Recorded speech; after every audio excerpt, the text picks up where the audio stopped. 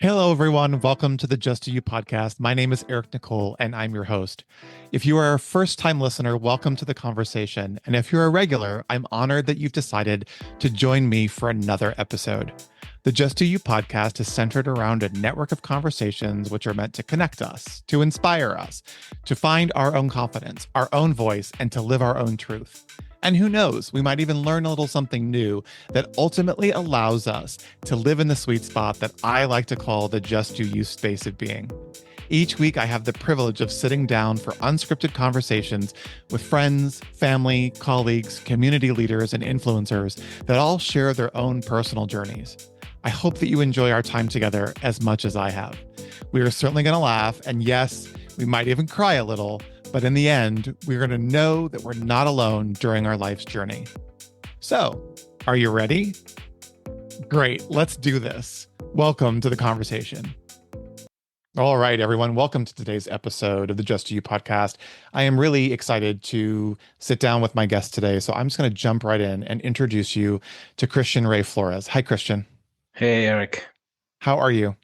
I'm wonderful. Good. Very much excited to dive into the topics that you explore on this podcast. We talked offline and it sounded fascinating and exactly what I love to talk about.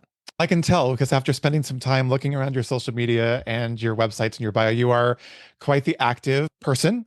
You have an incredible story and an incredible journey. And I've noticed over this last year in particular, I know we're only 6 months in, but it's interesting. As I told you, I'm in our second season of the podcast, and the guests that are falling into my lap, if you will, every story that I am reading has some sort of connection, but are all so unique and so different. And so I spent some time looking at some of the information that your colleague sent when she reached out about you.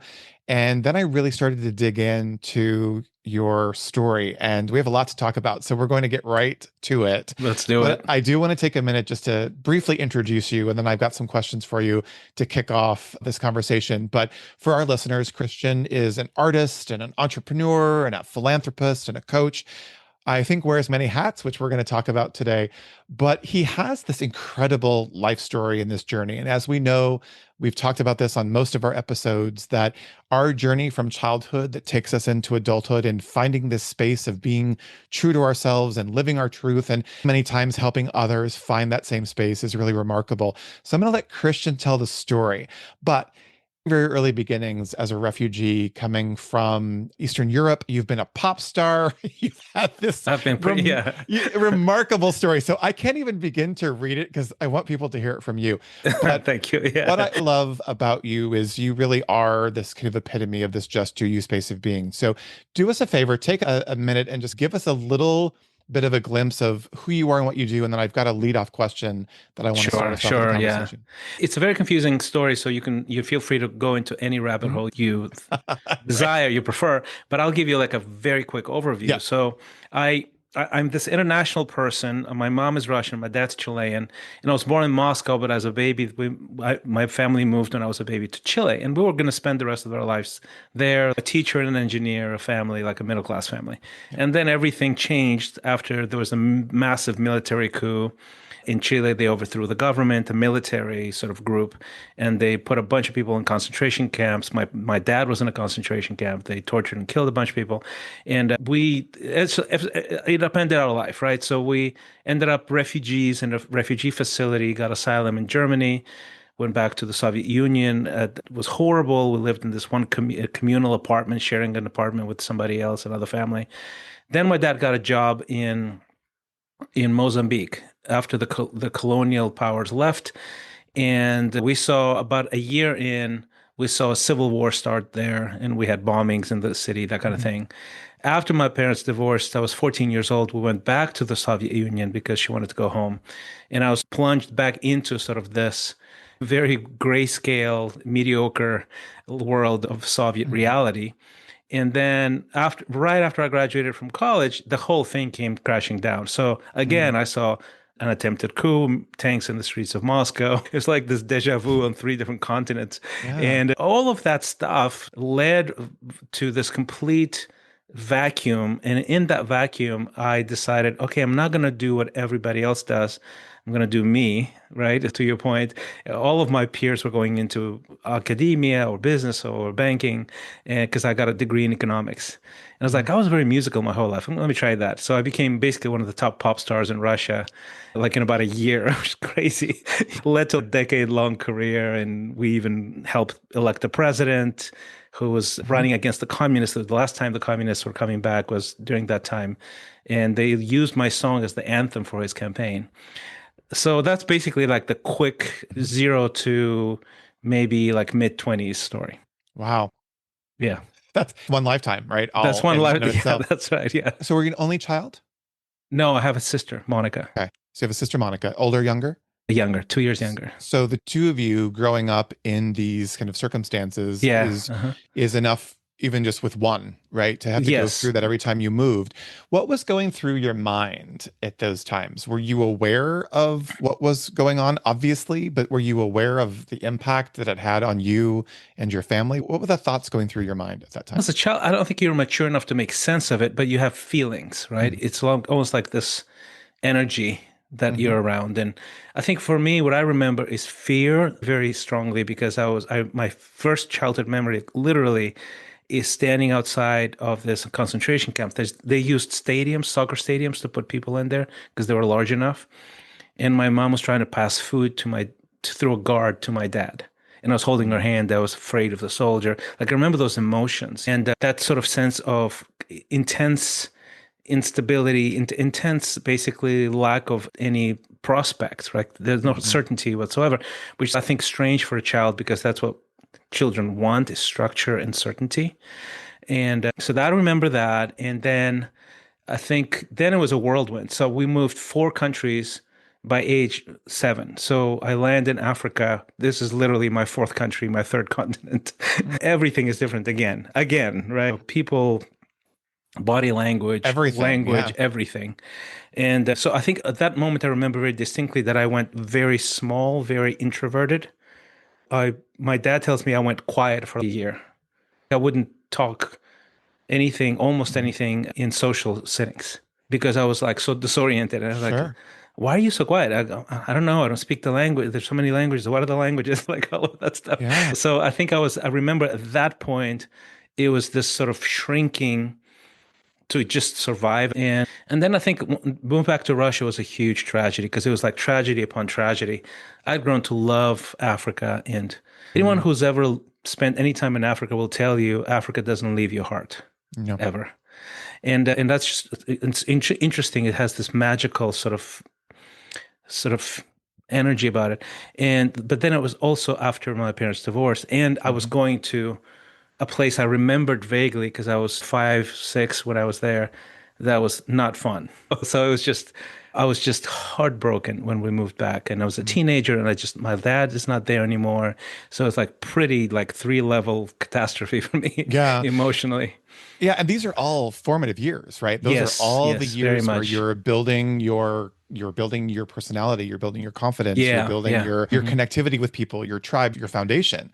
And yeah, so to have that even on a basic level uprooted or in yes, upheaval yes, around conflict, you're now moving and listen, yeah. divorce in and of itself is enough to It's a huge change tragedy. anyone. It's a Yeah, huge tragedy, especially around those ages. I'm trying to wrap my head around that process as we look at this journey and trying to find, yourself and find who you are. Because here, most young people would have lifelong need to unpack what has happened to them. And yes, yet everybody does. Yeah. everybody Hmm. does, because we all have to unpack our trauma. But Hmm. you've now gone through all this. I'm curious if that transition to then you've gone quiet. Now you're moving again, you're going through this divorce of your parents.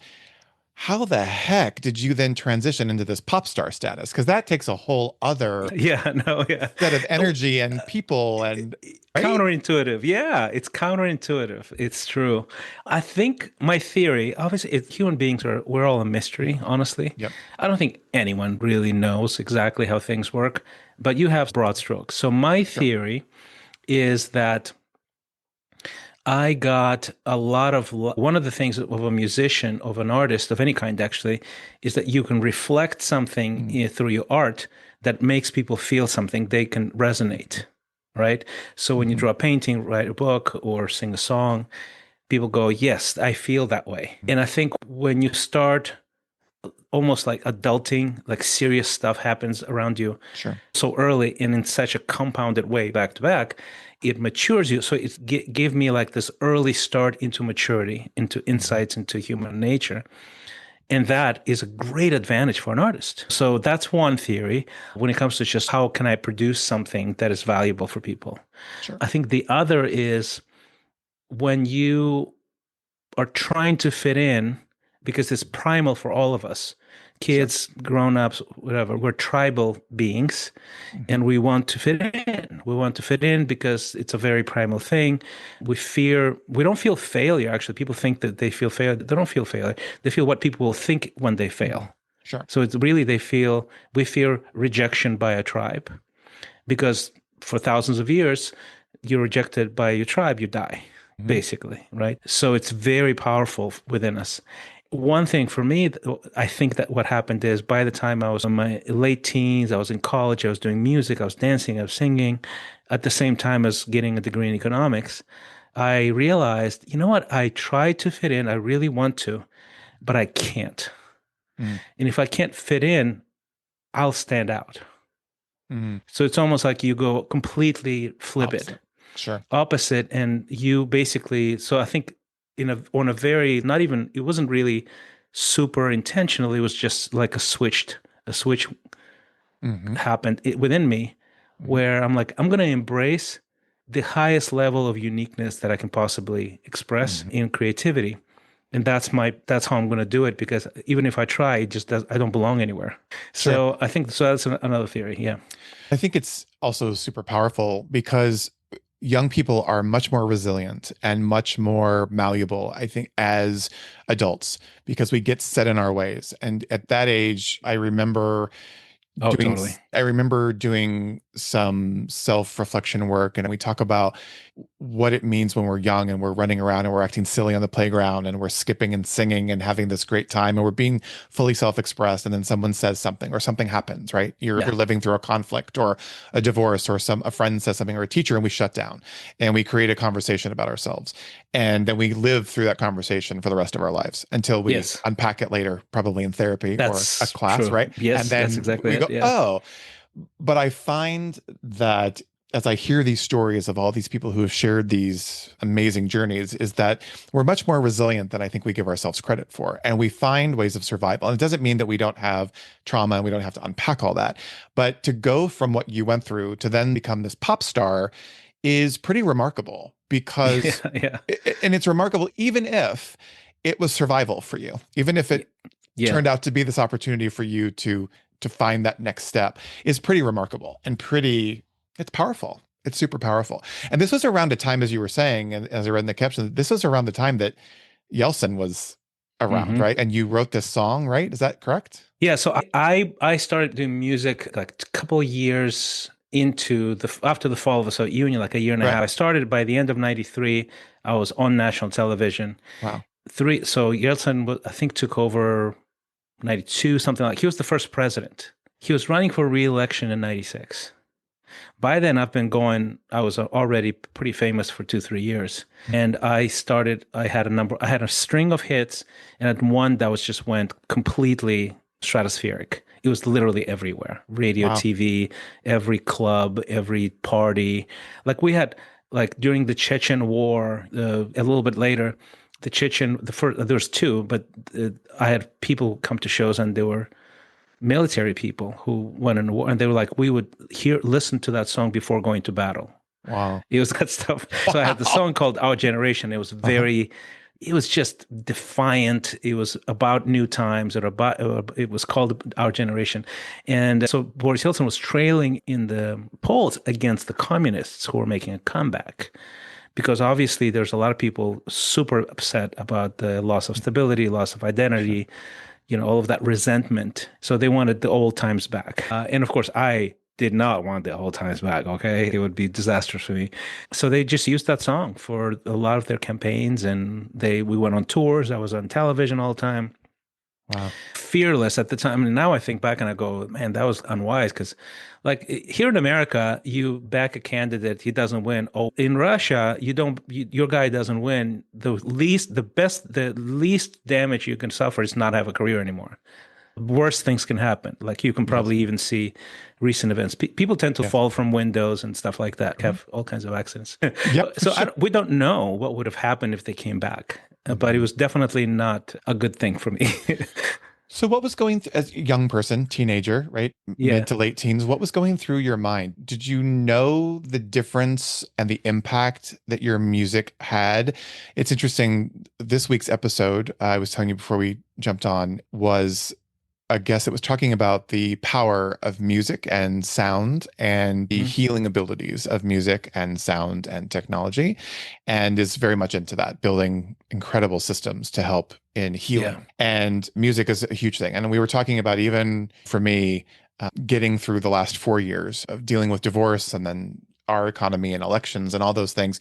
Music has been a huge refuge for me and a place to go. I know Yeah. my favorite Yeah. songs. When I'm feeling down, I don't want to get on and record a podcast. I have a song that I play by a particular person. It makes me happy. And then I get invigorated and I come back. So music is very powerful. What is it like? And what was it like for you? Who did you write the song, or you had I a did. team Yeah. of writers? So here you are, mid to late teens, write this song. It's It was everywhere. You're early 20s, actually. early I started. 20s. Okay. Yeah. After college. Still, Very young. right? Yeah. Absolutely. Young. Yeah. What was that like? What were those thoughts and feelings? Was it just so fast and furious that you didn't have time to think about it? Or were you like, what is happening? I knew that it was something that moved me when I was back in Africa. And back in Africa, it was just such an unusual situation. So it's like one of the poorest countries in the world. We'd lived a decent life because we were like almost like secular missionaries. So we were Mhm. paid. My parents were paid better than the locals, but not like expats in Europe, like American expats in Sure, Europe who make actually more money in Europe than they do in America. It's sure. the opposite. And so we didn't have much. We had enough, but all my community was the local kids in the neighborhood, obviously the African kids, and also these probably 100 families of Chileans who were all exiled. So Mm, we had this incredible bubble of a group, very tight. Parties, birthday parties, parties on the beach, road trips to things. The kids play together like every day, all day. So we had this sort of Chilean bubble, this Latin American bubble in Africa. And this lady, we called her name is Angelica, and we called her Tia Kika. And she organized this children's choir. And we would sing Latin American folk songs. mm, And when I sang, I had a good voice, so they give me solos here and there. And I remember when I sang, time stopped, and I knew there was something mm, there. And it didn't come back until I was literally in college, where I go, mhm, I've always had this thing. Always had this thing. What am I mhm, doing? Studying mhm. economics, and I still like economics, but Yeah, you know what I'm saying? I always had this thing that made me stop, and I danced and I like did amateur recordings and things like that. mm, And I was not good actually writing songs or anything like it. You learn the craft. sure. But then I think eventually you have to start. That's what I Mhm. say to people. Yeah. That's what I do for coaching now. I coach very accomplished people to start a new chapter, to take a Mhm, turn, to completely go mhm, of the lane that they were in. And all have the same problem is what's going to happen, what's going to happen. And I'll go, you have to start. You have to mhm. start. You have to focus on something and then hone your craft, whatever it is that you want to do next. So that's what I did. Yeah. I think it doesn't matter what age we're at. It's a very profound statement that you just have to start. But what is so, I think, prevalent in all of our lives is that there's just so much noise. It's Absolutely. our own noise. It's noise coming from Yeah. Yeah. family or from our own expectations of ourselves and what we think other people are expecting of Yeah. us, Yeah. Yeah. all of Yeah. those things. And that getting started, I shared with you this podcast is a prime example. Yeah. I've been wanting to Exactly. do this for 2.5 years. And Yeah. Yeah. now Yeah. people are like, why didn't you start earlier? You could be in season 4. And I'm like, I don't know. It was I just don't know. I wish. Yeah. there were all these conversations, but I also think that it's all about timing as well, because I wasn't ready then. And I don't know that it would have been successful. And perhaps we needed a coach like you to come in and just kick us in the butt and get us moving. Oh, But that accelerates things. Yeah, a that little bit. accelerates things for sure. But I think also too, and I was saying to Isaac yesterday, all of these technologies and all of these opportunities for growth and development and shifting and changing lives are great. But the person has to be ready also, I think. Do Oh, you agree? absolutely. Yeah. So for you to coach somebody who is already successful in a totally going off the Yeah. track, and I can really relate to that right now because that's the conversation that I'm in. I'm turning 60 next year. I've been doing the same career for almost 25 years and I've loved it. I've had an amazing experience. Maybe it's no accident that you're on my podcast today, but I am now in this conversation of, is this how I'm going out? And is this my legacy? And Yeah, is this exactly. It's a really season. it's a It's a season? seasonal change. Yeah. It's a seasonal change. And then also you sit back as an adult and go, like you did, is this what I was supposed to be doing? Yeah. Did I get so far off track that I lost sight? Because there's so many things that I have wanted to do. And I know a lot of people in that conversation now as well. And I don't know if it's just by virtue of almost turning 60, we Hmm. say, what's this next chapter in our life? So to be able to be in that conversation for your life, obviously it sounds to the outsider as though, even though it may not have been a blip on your radar or a thought in your mind, everything that you had been doing to that point was leading you to ultimately where you'd be today. Is that safe to Yeah. say? Oh my gosh. Yes. Yes. Yeah. And we just don't pay attention to those things. No. No. That's the problem. Yeah. Again, it's so much noise. And I often say one of the things that I'm most passionate about now, and we've had a couple guests on, I'm very much into yoga and to meditation and into mantra and into different modalities and ways of healing and self-care.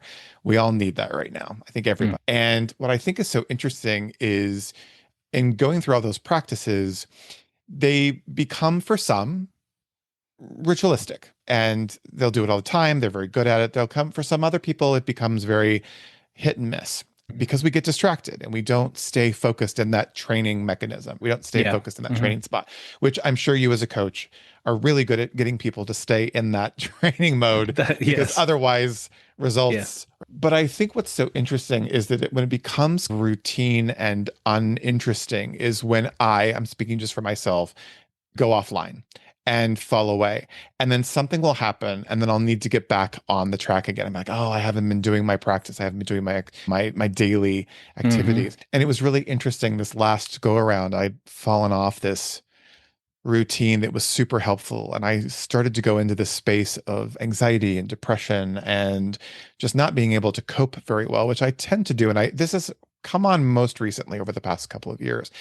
And there were two things happening. I wasn't living my truth. Number one, I was really focused on all of the chaos and all of the external noise, but I wasn't focusing on who I am and what I'm here to give and why I'm here on this earth. And the minute I started to get back into that practice and started to get back into that conversation, the podcast is a huge part of that ritual for me, is connecting people, listening to stories, being able to share their stories and to be able to have people resonate and also relate. Yeah. What's been interesting this last go around is as I move through now this conversation of what's next and what's next for me and what's next for the podcast and the people in my life and for the people that I care about, we're all in this interesting conversation that how do we stifle the noise in order to become present, to take the coaching, to take the signs and the signals that you've talked about. We don't pay attention to those signs and signals all the time. And I wonder if you have any thoughts on that. As you, right, as Hmm. Christian, but then also this coach, how do you manage the times when the noise and the distractions come at you so fast? I think there's the easy way and the hard way. Okay. The hard way is when the pain of change is less than the pain of staying the same. That's the hard way. Sure. But, Yeah. okay, I need to do this because I want to live like Mhm. emotionally. So that's the hard way. And most of us choose the hard way, unfortunately. And the thing is, actually, all of us choose the hard way here and Mhm. there. I think really the win is to choose that less and less over time. The easy way is to develop a practice of metacognition. So the term metacognition means being able to think about your thinking, Mhm. basically. So basically, this is almost paradoxical, but Mhm. it can be done. It's basically being objective, although you are subjective. Okay. Objective about yourself. which is impossible because you're objectively subjective because it's you thinking about you. Okay. So Tracking. metacognition is the ability to transcend subjectivity. And the way to do it is to develop a spiritual practice. So basically what you referred to earlier is to develop a transcendent practice, which transcends you. So if you're able to develop it, master it, and it's a lifelong quest, et cetera, Sure. you then can course correct daily rather than every 5 years when you have a complete meltdown and you need therapy, that sort of thing. So that's the answer, basically. Yeah. And you can do it not just through a practice, but you do it through coaching. It helps when they kind of make it because somebody's watching you, invested in you, knows details and context enough, and then say, hey, I know this about you and you know your history. You're doing this thing again that doesn't help you. That sort of thing. Oh, it's accountability. Yeah. Accountability. Yeah. Community. Community. It's the same thing. So people to walk with. And that's also that's something that's declined in America tremendously. Most people are super lonely. It's a national epidemic, according to the U.S. Surgeon General. The people in leadership, CEOs 70% of CEOs are lonely in America. So way more than the national average. So leaders in general are much more vulnerable to loneliness than just people that are not like at the top of their whatever organization. Why? Because you're an authority. Sure.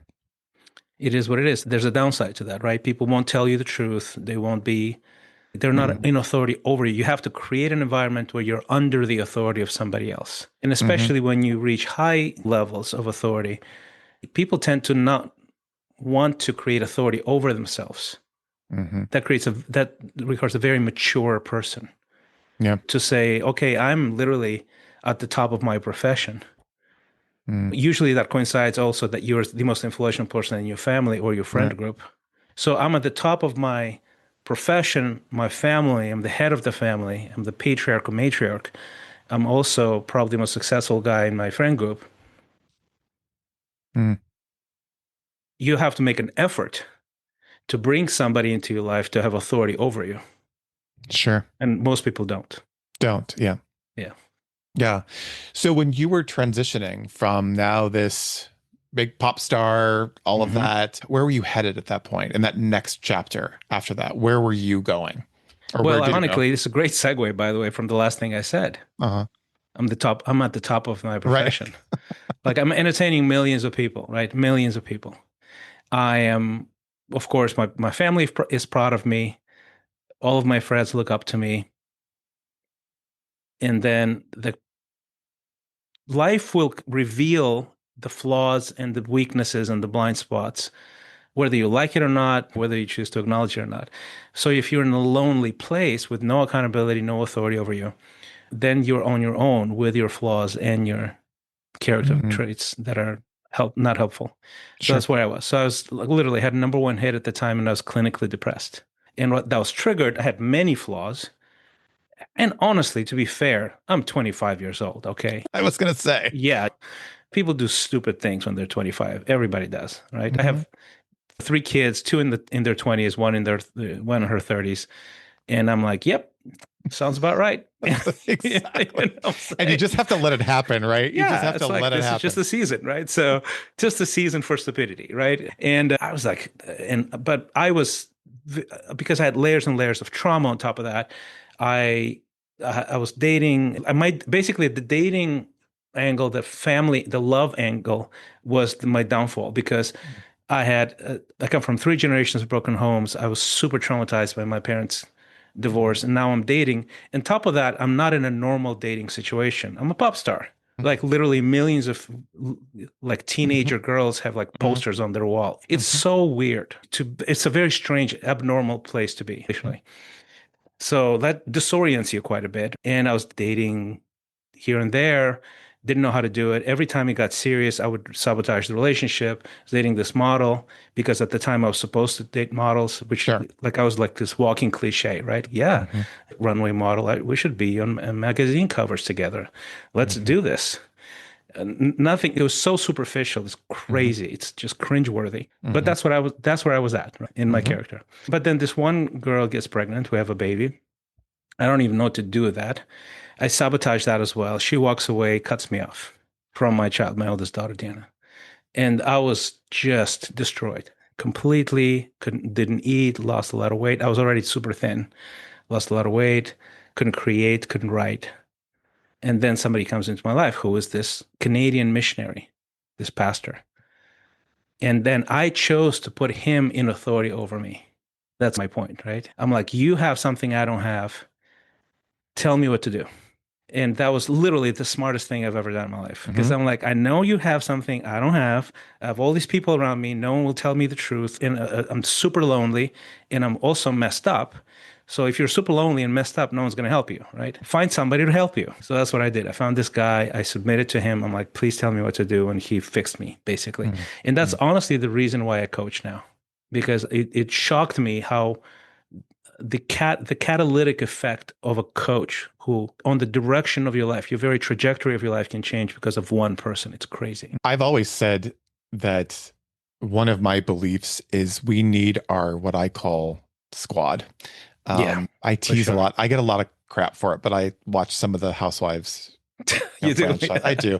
It's my mother can't stand it. She's embarrassed when I say it, but for me, it's the I don't even detach. know if that's how little I know I about it. know I didn't know if it's it's from there. it's the detach for me, and it's just Hmm. watching some. And some of them I can't handle because it's too much drama, but some of them are fun, and I know some of the people, and I watch it because it's a Yeah, complete detach from my life. sure. And it I said the Housewives of San Diego or something like that. no, it's Beverly Hills. There's like It's a bunch of them, right? oh, there's like third. There's too many of them, to be Yeah. honest. There's Okay. too many. Yeah. Yeah. But my point is that was my distraction. Now I've even lost why I was going to say it. Sorry.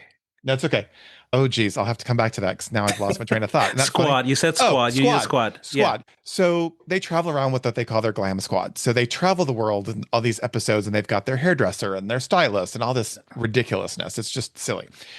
But I took on a couple years ago, maybe about a decade or maybe 15 years ago, when I really started on this journey of self-discovery and living my truth and all that. And I have what I call my life squad.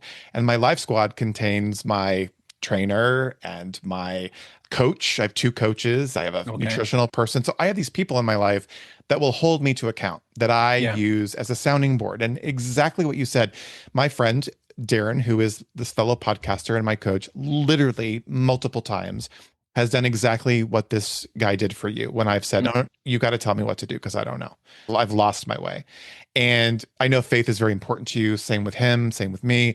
And it was just this opportunity to step back and to really focus on what was important to me, what I was present to, and the fact that I believe we're all here to be of service. That's what I believe is that each of us are here in different capacities to be of service to others. And they really are that life-changing moment. And I've had several of those over the course of years. Yanina, the woman I was sharing with you, who, I met in Costa Rica, another opportunity in that moment changed the trajectory of my life. And so I think it's really fantastic. And I'm a firm believer that we all need someone in our life like that. I think having a coach should be mandatory from the minute you graduate college through the rest of your life. You should Yeah. have a coach. And it doesn't mean that they're fixing you all the time. It's just there to keep you on track. And so when I Yeah. learned that you offer this coaching, it always makes me feel very comfortable to know that people who have been through this amazing journey in their own lives, and I've said this about all the practitioners that have been on my podcast. Some are sound healers and some do dance and other types of opportunities to help people heal, but they all have been through something in their lives. And Yeah. that moment Yeah. that they went through shaped them into who they are as a coach now. And I'm embarking on that same path right now with my coaching practice and really wanting to hone that in. And I've been looking at it for a long time because I think we do it naturally and somewhat subconsciously with some of our friends and some of the people in our lives. You tend to be the one that they come to ask Yeah. Yeah. questions. Yeah. And Yeah. I've often been very much in the inquisitive state of, is that something that I haven't necessarily paid attention to in my own life? But you said something really fascinating to me, and I think it parlays into where we're at in today's world, is that we're existing in this world very disconnected.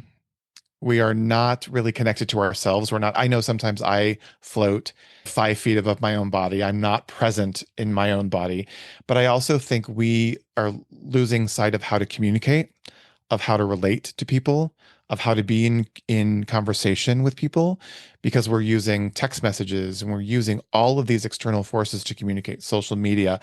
And I worry that we've created such a disconnection that it's hard to get it back. And so when I started the podcast, my main purpose was to sit down and have a conversation with you, Christian, was to Hmm. sit down and have somebody else listen to the conversation because we just don't do that anymore. It's these Yeah. quick little sound bites or a 30-second video on Instagram or a post on LinkedIn or whatever your social media choice is. Do you see that as getting better, getting worse, something we just have to deal with? As a coach and as somebody who's involved in this practice, what do you see as the future for close relationships and connection with people?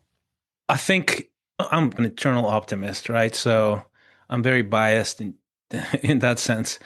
Here's my thought. My thought is that yes, I think it's going to get better, and Mhm. I'll tell you exactly why.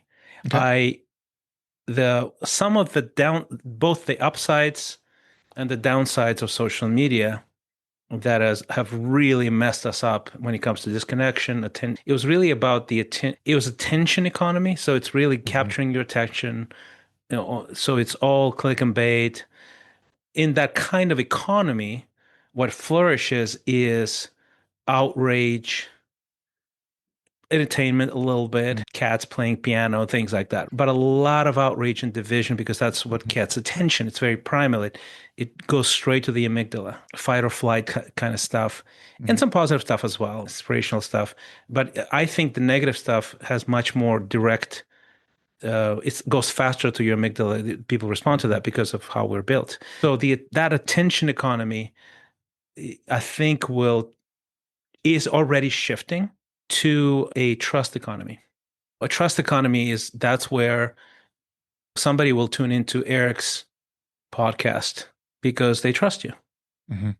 They spend several hours of your conversations. They feel like they know you. They might not Mhm. even, you don't know they exist, right? Sure. But Sure. they feel like they know you and they trust you. And they trust you to pick people to talk to that will somehow enrich their lives. That's the trust economy. And that's a huge win. And in Mhm. this trust economy, you it actually did something profoundly powerful and positive, in my opinion. It's Mhm. doing because for many years in the media was about almost like a temple guarded by high priests. Like Anderson Cooper is a priest in the CNN temple. Like he worships, Mhm. and what he says that we just receive because Mhm. that's the channel. And there's several of those. Of course, in communist part company like authoritarian regimes, like it's even less choice, right? It's like Mhm. one government voice One and that's government. Yeah. it. But now, if you think about what happens now with the trust economy, is one Joe Rogan experience episode is probably 10, 15 times the audience of a CNN primetime show. Sure. One Diary of a CEO episode in Great Britain is several times more bigger audience than the BBC, the highest rated episodes of the BBC. That's unfathomable. It was unfathomable just 20 years ago. So that's happening. That's the shift. And I think it's going to continue. So one of the things that I love to do is I have this newsletter called the Exponential Edge, right? And I have 12,000 subscribers and stuff like that. And that is also almost like a continuation, almost like a deepening of the trust economy because it's more of a relationship economy. So you are very cognizant of who you're serving, what you're saying to them. Like there's no room for clickbait stuff. Sure. You lose people Yeah. if you do stupid things like that. Yeah. So Yeah. I think the right people are going to really phase out of the attention economy and go into the trust and relationship economy. And I think that's a big positive. I do too. And I'm so grateful that you just shared that because I've actually got goosebumps, which I tend to get because that's what I needed to hear. And I think what our listeners need to hear as well is that we are shifting in that space and we have to stay very cognizant of who we are and what we are paying attention to and where we're getting our information. And don't you agree? Yeah, Yeah. exactly. Yeah. You obviously have quite a following, not just from your pop star days. I've Yeah, now got to go no. back and spend some time finding Yeah. you there, but that's a whole other podcast episode.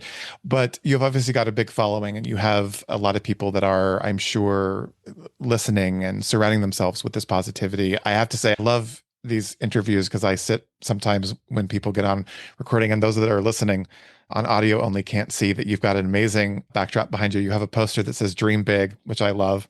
Yeah, There's it's a obviously Banksy print. Yeah, a Banksy print. There's a yeah, amazing yeah. cross, which is obviously representative of your faith, and there's a picture of Prince, I think. Yes, it's a picture.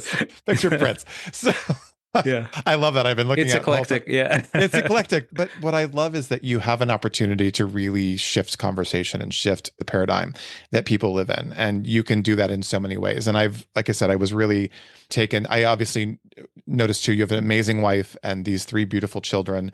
We don't have a lot of time, but do you want to share a little bit about what that's like being dad and a husband to yeah. that amazing family? Yeah. Thank you for asking because that was, if you remember, that was my biggest pain. Yes. Like I literally had this in my brain. I don't know how to do this. I just don't know. No one taught me. I don't have any good examples. Like it was completely lost, but I have this inner yearning to be loved and to love and to build a family. And at zero, like less than zero ability to do that. It's if you humble yourself, even if you're very successful, even if your model is successful, doesn't matter.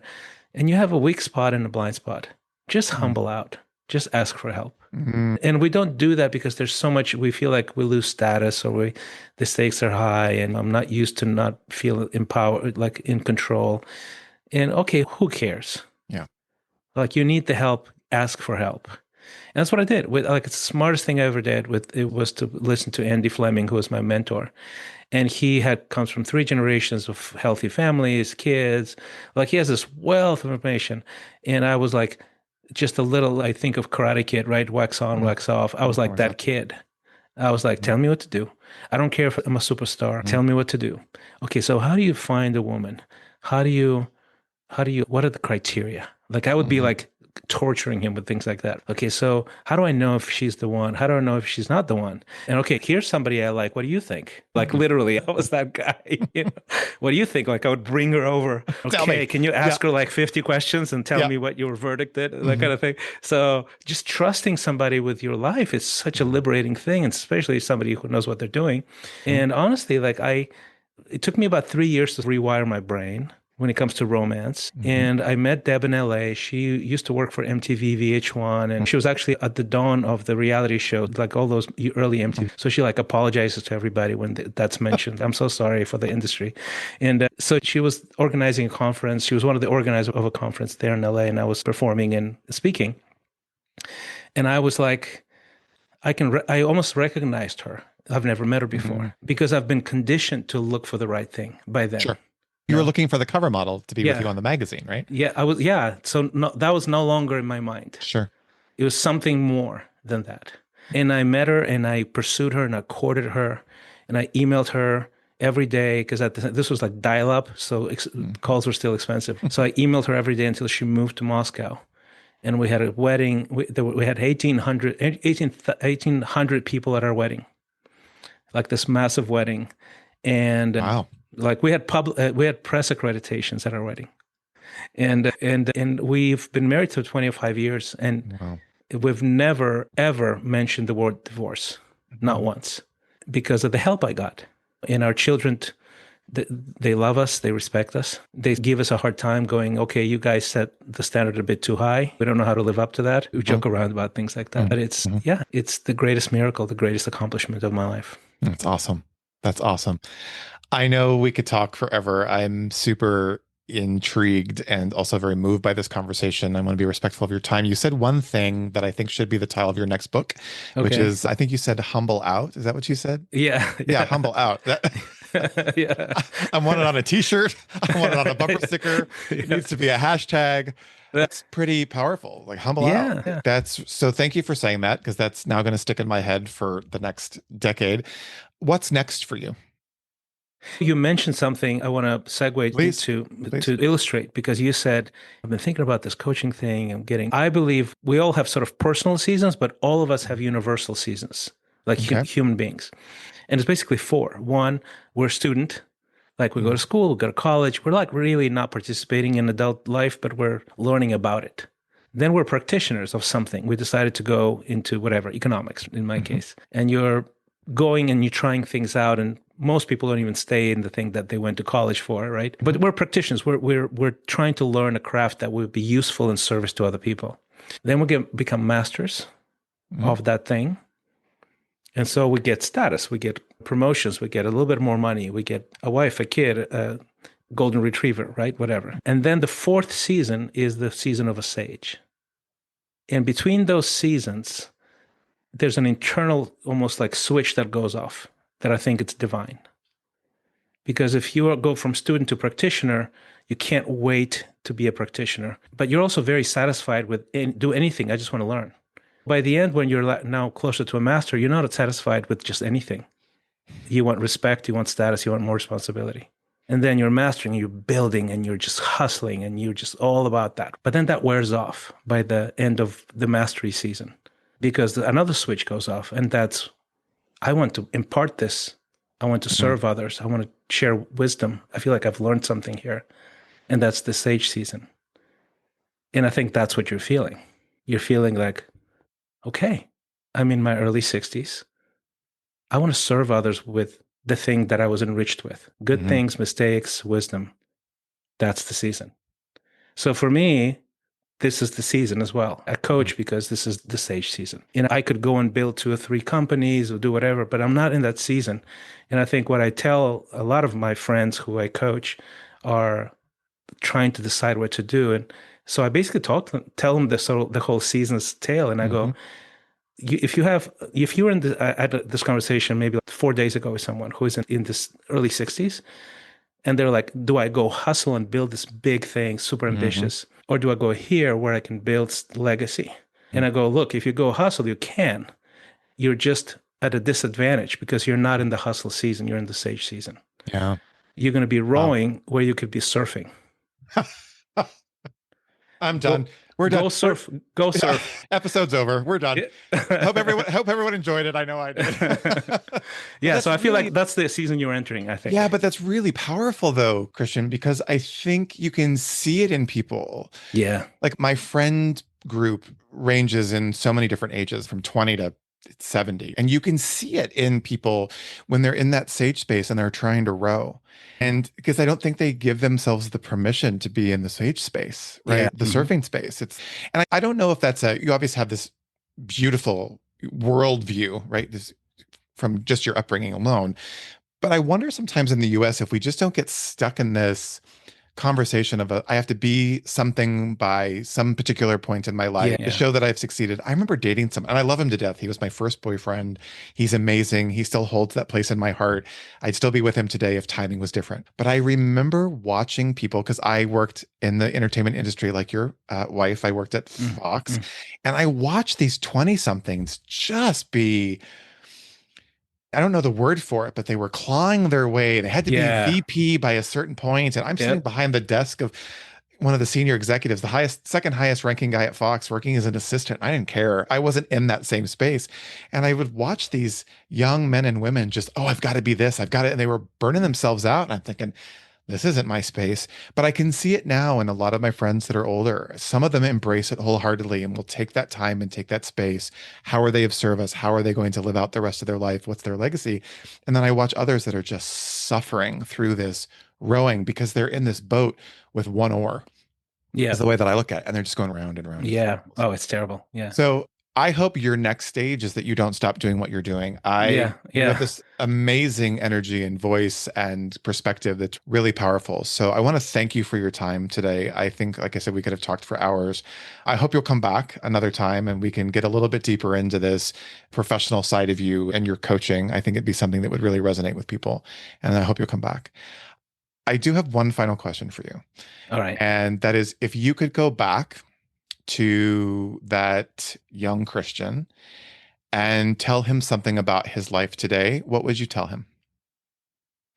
I would tell him, I actually do that as one of the things that I coach, I wrote a letter to myself. How did I figure? I realized you probably did Yeah. this. So it's This would be basically, easy for you. it's actually a great exercise if you're sitting at home, find some like a place before there was a major disruption in life. That's the age you want to address. I was 14, so my parents were divorcing. That's what, so, and I wrote this letter and I use it all the time actually just to help people process and understand, extract certain things. And I would say all of these very confusing, extreme sort of things are the most precious gifts you'll ever get. These are the things that will give you the most unfair advantage. It's so much advantage down when you mature and you process it correctly that it shouldn't be legal for you to possess that kind of superpower. Yeah. And that's where you mine for the superpowers. So that's what I would say. So you just launched me into a whole other episode, which I could ask a ton of questions. That's really powerful. It's really powerful because so many people focus on the circumstances that they went through. Yeah. And I've always said, I remember this in a personal development class I took many years ago that was also life-changing. And the person said, you are not your circumstances. Right. You were not all of those things that you went through, but you went through those things and you looked at them in such a positive perspective. I'm going to make sure we put links to all of your work. And I'm hoping that if people feel so inclined that they'll reach out to you and have a conversation, that positivity and that way of looking at things and that way of looking at your life is something that we all need right now, and that we could all use in navigating this new space that we're in. I want to say thank you for your time today, and thank you for jumping on and being with me. It was a true pleasure and delight. I'm going to spend some time this 4th of July weekend looking you up and seeing if I can find some of your singing videos. Oh, go to YouTube. You'll get a lot of 90s stuff there. I can't wait. But seriously, thank you for being here, and thank you for your time today. And you're welcome back anytime. Thank you, Eric. Really, I truly enjoyed it. Oh, thanks so much. We'll talk to you soon. Bye for now. All right, everyone. Thank you again for joining us on today's episode. I hope our conversation resonated with you like it did me, and I cannot wait to sit down with you all again next week. Remember to subscribe to the Just Do You podcast on your favorite platform so you can make sure not to miss a new episode, which drop every Thursday. If you like what you hear, you can easily share the podcast and episode directly with your friends. And if you would, rate us and leave us a review. We'd love to hear from you. You can also follow us on Instagram at Just Do You Pod. As you go out into the world today, remember to just do you. All right, talk next week.